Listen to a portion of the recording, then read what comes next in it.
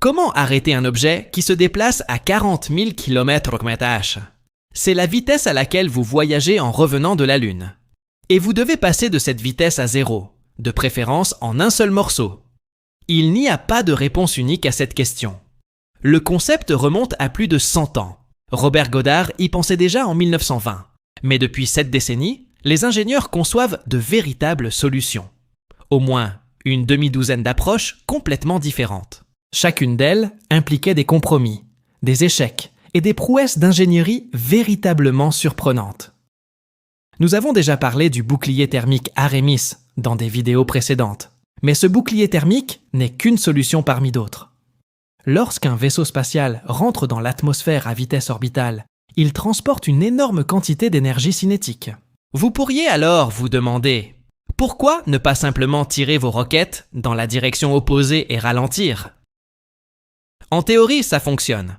En pratique, il vous faudrait presque autant de carburant que celui qu'il vous a fallu pour y arriver au départ. Et le carburant est lourd, ce qui signifie qu'il faut plus de carburant pour transporter ce carburant. C'est un cercle vicieux que les ingénieurs en aérospatial appellent la tyrannie de l'équation de la fusée. Alors, nous utilisons l'atmosphère. L'atmosphère, c'est votre frein. Lorsqu'on le percute à vitesse hypersonique, il est incroyablement efficace pour ralentir la trajectoire. Le problème, c'est que toute cette énergie cinétique doit bien aller quelque part et qu'elle se transforme en chaleur. Et voici l'idée fausse selon laquelle la chaleur n'est pas principalement causée par le frottement. C'est dû à la compression. Le vaisseau spatial se déplace si vite que l'air devant lui ne peut pas s'écarter de son chemin. Elle est comprimée si violemment qu'elle chauffe à des milliers de degrés. Il se transforme en fait en plasma. Une onde de choc surchauffé se forme devant le véhicule. C'est là qu'intervient l'une des plus grandes découvertes contre-intuitives de l'histoire de l'aérospatiale. Au début des années 1950, 2 ingénieurs de la NACA, l'ancêtre de la NASA, nommés Harvey Allen et Alfred Edgar, travaillaient sur le problème de la rentrée atmosphérique. Tout le monde supposait qu'une forme pointue et élégante serait la meilleure pour survivre à la rentrée atmosphérique. C'est ce que vous penseriez, n'est-ce pas? Fend l'air comme un couteau. Allen et Edgar se prouvent le contraire. Ils ont démontré qu'une forme émoussée, une forme arrondie et trapue, survit en fait bien mieux à la rentrée atmosphérique qu'une forme pointue. Et la raison est élégante. Un corps non profilé repousse cette onde de choc surchauffé vers l'avant, loin du véhicule. L'air comprimé forme un coussin. L'essentiel de la chaleur extrême reste confiné dans les gaz d'échappement et circule autour du véhicule plutôt que de pénétrer à l'intérieur. Cette découverte a été classée secret militaire. Elle n'a été publiée qu'en 1958, mais c'est la raison pour laquelle toutes les capsules habitées jamais construites, de Mercury à Gemini en passant par Apollo, Soyuz et Orion, ont cette même forme arrondie et émoussée. Tout cela est dû à Allen et Edgar. Partant de ce constat, voyons comment nous gérons concrètement la chaleur qui atteint le véhicule. L'approche la plus ancienne et la plus éprouvée est celle du bouclier thermique ablatif. Et le concept est d'une simplicité remarquable. Vous construisez un bouclier avec un matériau conçu pour se sacrifier. Lors de la rentrée atmosphérique du vaisseau spatial, la couche externe se carbonise, fond et se vaporise, emportant la chaleur avec elle. Mais sous cette surface carbonisée, il se passe autre chose. Les couches internes se décomposent chimiquement, produisant des gaz qui s'infiltrent vers l'extérieur à travers le charbon poreux. Ces gaz créent une fine couche limite qui repousse en réalité le plasma surchauffé loin de la surface. Le bouclier thermique Apollo utilisait un matériau appelé revêtement AV, intégré dans une structure en nid d'abeille de fibres de verre. Plus de 300 000 cellules individuelles remplies à la main. Cela a parfaitement fonctionné à chaque mission. Du côté robotique, il y a Pika, un matériau en acier au carbone imprégné de phénolique, qui a volé à bord de la sonde Stardust à la vitesse de rentrée atmosphérique la plus rapide jamais enregistrée. Et plus tard, l'atterrissage de Curiosity sur Mars et la capsule Dragon de SpaceX. Ces matériaux ont fait leurs preuves depuis longtemps, mais voici ce qu'il faut savoir sur les matériaux éprouvés. Ils peuvent encore vous surprendre. Lorsque la NASA a construit le bouclier thermique d'Orion pour Artemis, elle s'est de nouveau tournée vers Avoat. Même nom, même concept, mais le modèle original n'était plus fabriqué depuis des décennies. Certains ingrédients n'étaient plus disponibles. Une partie du savoir-faire avait été perdue. La NASA a dépensé plus de 25 millions de dollars et 5 ans pour le recréer. Et la version finale s'est comportée différemment de l'original d'Apollo, d'une manière que personne n'avait pleinement anticipée. J'ai traité toute l'histoire dans ma vidéo précédente. Qu'est-ce qui a mal tourné lors de la mission Artemis 1? Ce que la NASA a découvert lors de l'enquête et pourquoi elle a décidé de faire voler Artemis 2 malgré tout, avec une trajectoire de rentrée atmosphérique modifiée. Je mettrai le lien dans la description si vous voulez le détail complet. Ce que je peux vous dire aujourd'hui, c'est que ça a fini par fonctionner. La NASA indique que les données d'atterrissage d'Artemis 2, notamment les performances du bouclier thermique, détermineront le calendrier de la mission Artemis 3. Les boucliers ablatifs fonctionnent, mais ils sont à usage unique. À chaque fois que vous prenez l'avion, il vous en faut un nouveau. Et si l'on pouvait concevoir un système de protection thermique capable de résister à la rentrée atmosphérique et d'être réutilisé. Telle était la philosophie qui sous-tendait les tuiles thermiques de la navette spatiale. Au lieu de se consumer, ces tuiles isolent. Ils absorbent la chaleur, la régénèrent et reviennent prêts à voler à nouveau. Le matériau lui-même ne change pas. Il gère simplement l'énergie. Le système de protection thermique de la navette était une merveille d'ingénierie. Environ 24 000 carreaux individuels, fabriqués à partir de fibres de silice ultra pures, essentiellement du sable, transformés en un matériau composé à 94% d'air. Ils étaient d'excellents isolants, mais ils étaient aussi extrêmement fragiles. Vous pourriez en émietter un entre vos doigts.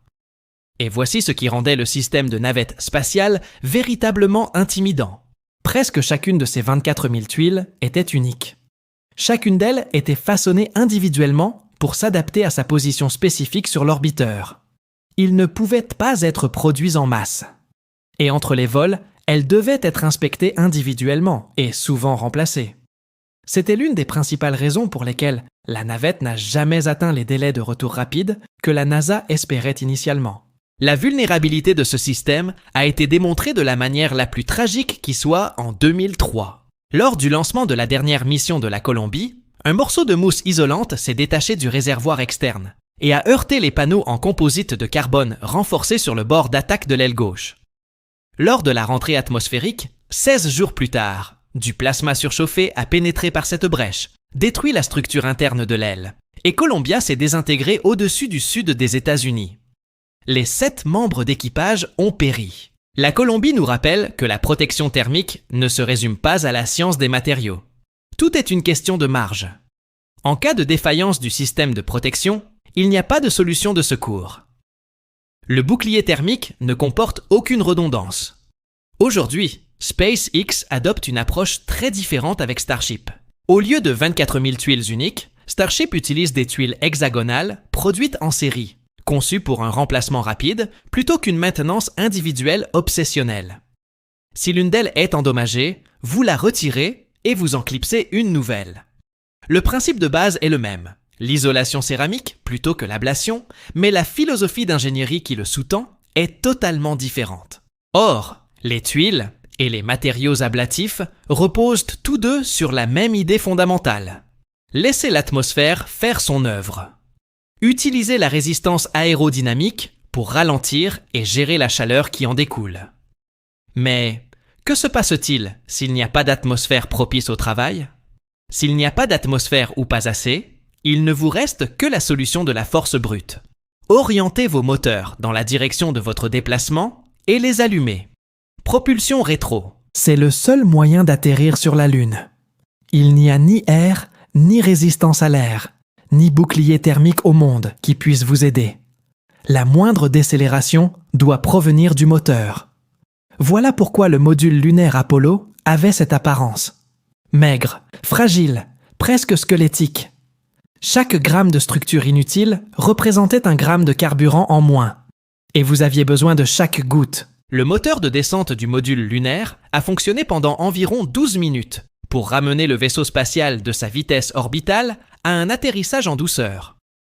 12 minutes de poussée contrôlée, sans aucune marge d'erreur. Sur Terre, la rétropulsion est devenue une routine, du moins pour SpaceX. Le premier étage du Falcon 9 effectue une poussée de rétropulsion supersonique à chaque retour, en allumant 3 de ses 9 moteurs Merlin dans le flux d'air supersonique, entrant pour ralentir en vue de l'atterrissage. Ils l'ont fait des centaines de fois maintenant, mais voici une histoire que la plupart des gens ignorent. En septembre 2013, SpaceX a réalisé la toute première manœuvre de rétropulsion supersonique à bord d'une Falcon 9.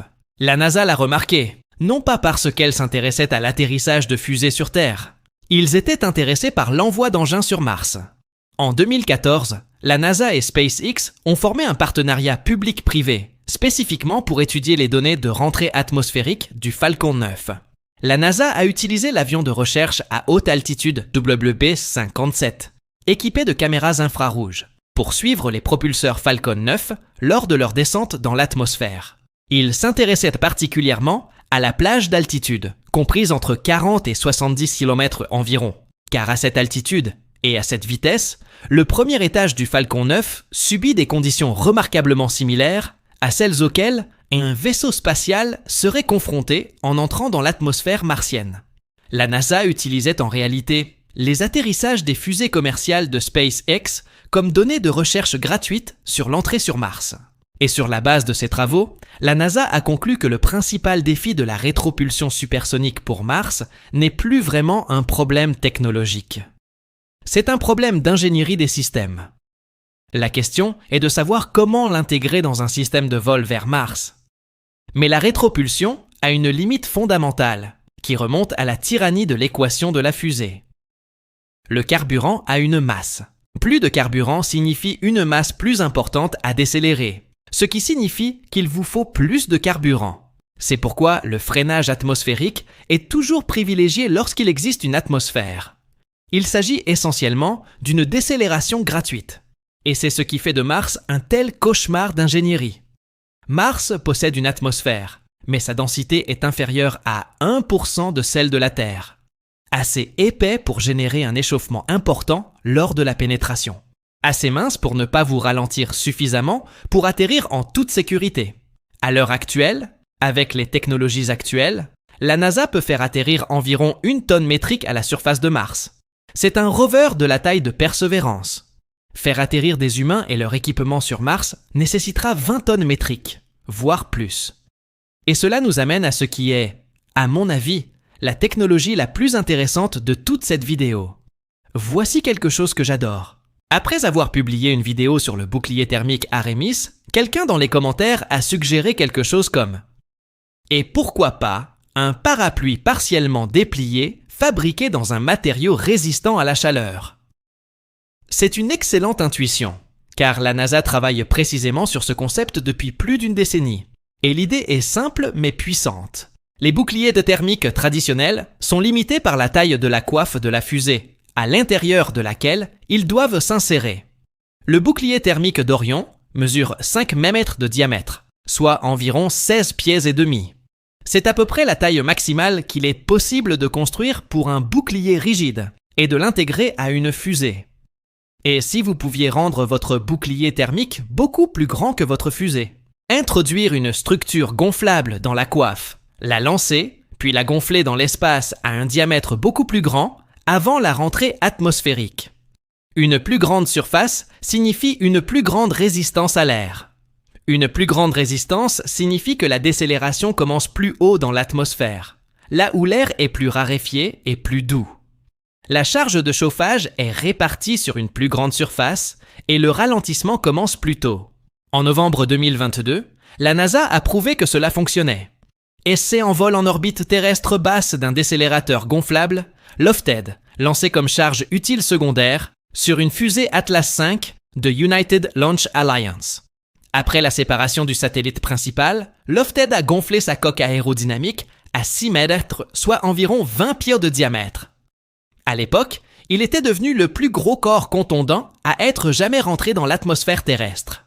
Il est rentré dans l'atmosphère à plus de 18 000 mLpH. La température du bouclier thermique a atteint près de 2600 °C et l'engin a ralenti à moins de 80 mph avant de déployer ses parachutes et d'amérir dans l'océan Pacifique à seulement 8 mètres du navire de récupération. Dans son évaluation post-vol, la NASA a qualifié la performance d'irréprochable. La construction est fascinante. La structure gonflable est composée d'anneaux concentriques. Imaginez des chambres à air emboîtées, tissées à partir d'un polymère synthétique, 10 fois plus résistant que l'acier à poids égal. Ces anneaux sont recouverts d'un adhésif silicone haute température qui donne à l'ensemble de la structure cette couleur orange caractéristique que vous voyez sur les photos. La structure gonflable est recouverte d'un système de protection thermique flexible à 4 couches. La couche extérieure est un tissu céramique tissé, du carbure de silicium, transformé en fibres si fines qu'elles peuvent être filées en fils et tissées sur les mêmes métiers à tisser industriel utilisés pour fabriquer le denim. En dessous se trouvent 2 types d'isolation flexible et enfin une barrière anti-gaz pour assurer l'étanchéité de la structure. Lofted était la preuve de concept. La suite, c'est là que ça devient vraiment passionnant.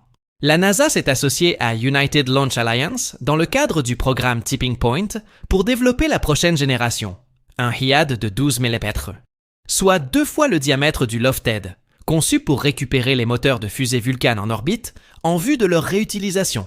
Mais le véritable enjeu, c'est Mars. La NASA développe des versions de 16 à 20 sesmautres qui pourraient déposer de 20 à 40 tonnes métriques à la surface de Mars. Voilà la différence entre faire atterrir un rover et faire atterrir un habitat, entre envoyer des robots et envoyer des personnes. Cela ne résout pas tout. Il faudrait probablement encore une rétropropulsion supersonique pour la descente finale, mais cela résout la première et la plus cruciale pièce du puzzle. Passer d'une vitesse interplanétaire à une vitesse que peut gérer un moteur de fusée. Or, toutes les méthodes dont nous avons parlé jusqu'à présent ont une chose en commun. Aucun d'eux ne peut, à lui seul, vous amener à une vitesse d'atterrissage sûre. À un moment donné, vous aurez besoin de cette dernière étape. Et le plus souvent, cette dernière étape consiste à utiliser des parachutes. Les parachutes ne peuvent se déployer qu'à des vitesses subsoniques inférieures à environ 700 mph. Ils ne constituent donc jamais la première ligne de défense. Ils sont le clou du spectacle, le dernier acte.